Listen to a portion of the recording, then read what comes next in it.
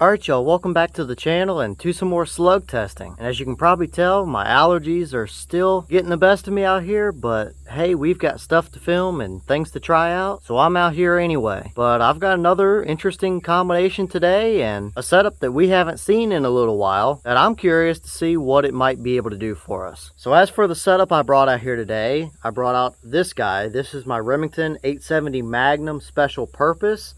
It has the 18.5-inch fully rifled barrel on it with a loopholed VX1 here up on top. And for the load I brought out here today, it's something a little bit different, and it's kind of a mix between a few things. So I'm really curious to see what it might do. Those loads are some of these: the Winchester Deer Season high velocity lead slugs. These are a 12 gauge 2 3/4 inch 1600 feet per second ounce and an eighth lead slug. But as you can see here on the back, they are almost like a Foster style slug mixed with kind of a Brennicky slug, and they have that stabilizing tail on the back that I'm curious to see how it does with the rifling in that barrel. In the little bit of testing I've done with this shotgun so far, it's been a little bit picky with the load, so hopefully I can find one, and maybe it's this one, that it really actually does as good as what I know that it's capable of. So with that being said, we're going to do the same kind of test we've done with this before by starting at 50 yards with a 3-shot group and then moving out to 100 yards with another 3-shot group. And as usual, I do have the chronograph, so we'll see how close we actually get to the 1600 on the box. But anyway, let's go over here, get you guys a view of the 50-yard target. It's going to be the smaller circle at the bottom of the page. We'll shoot our 3-shot group, and then we'll move it out to 100, and we'll shoot another 3-shot group there, and then we'll bring it back up here and measure it and see how we did. So let's head over here and shoot these and see what they might actually be able to do as far as accuracy goes.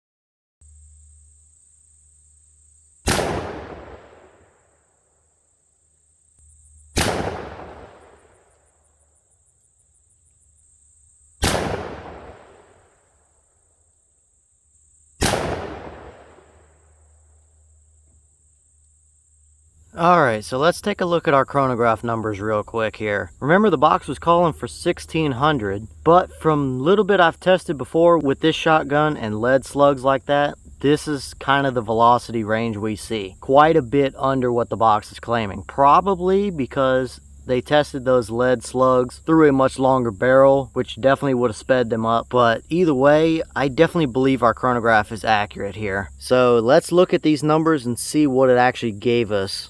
So for a high, we had 1126. For a low, we had 926. And that gave us an average of 1035. So definitely quite a bit under what the box was claiming. But even though I would like to see a little bit higher velocity, it's just, that's what this shotgun has given me with lead slugs. So it's not really unusual. So either way, that's the numbers we got. But how did it do for accuracy? I ain't so sure, but let's go actually take a look at it. Alright, so now we're looking at our target here, and this is kind of a mess. But let's go through and kind of explain things and see where everything is at. So let's start off with the bottom target there, the smaller one, which was the 50-yard target. Now for our impacts, we had this guy right here, and then we had these two right here, which were pretty much overlapping each other. So let's measure these two across to this one here and see what that group gave us right there, because that is our 50-yard group. Okay, so our 50-yard group gave us a roughly 1.77 inch group there, and that was from the center of that hole to roughly the center of this middle shot right there, because that was our group. So roughly a 1.7 inch group or so. It's not amazing. We've definitely seen better. That first shot all the way over on the right could have just been a cold barrel or anything like that. I'm not really sure. But for 50 yards, not great, but not terrible either necessarily. But really where things went off the rails here was our 100-yard group. So for that, this bullet hole right here was from a different test, so we're not concerned about this shot. But our other ones are obviously those two holes there And then we had this hole all the way down here. So after seeing that, I decided to try and take one more shot just to see what would happen.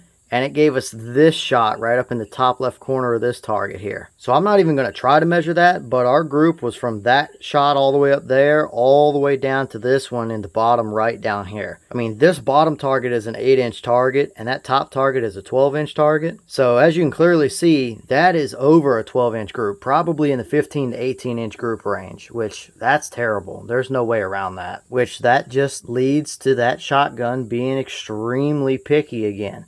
We've had some decent loads and we've had some absolutely terrible loads. So I don't know. What do you guys think about it? I was definitely hoping for better. There's no question about that. But that's just disappointing right there. No doubt about that. Alright y'all, well, what did you think about that? That is undoubtedly a complete disappointment. I would have expected at least somewhat better, at least to have all of them on that 12-inch piece of paper, but it's just not the case. So what are your thoughts about it? Do we kind of write this off as a 50-yard gun? Because it clearly does okay at 50 yards, but out to 100, that's a little bit different story for one reason or another. Or is there a different shell that you would like to see tested that we should try that you've had better results with? And for those interested or asking the question already, we've tried 2 different scopes on this gun, both of which have been proven directly afterwards on different rifles as well, so we know it's not a scope problem. But at the end of the day, what do you guys take from it? And where should we think about going from here? Because I'm definitely pretty disappointed so far. But with that being said, stay tuned because we've got plenty more stuff coming. And I'm going to jump back to testing for y'all. And on that note, I'll see y'all in the next one.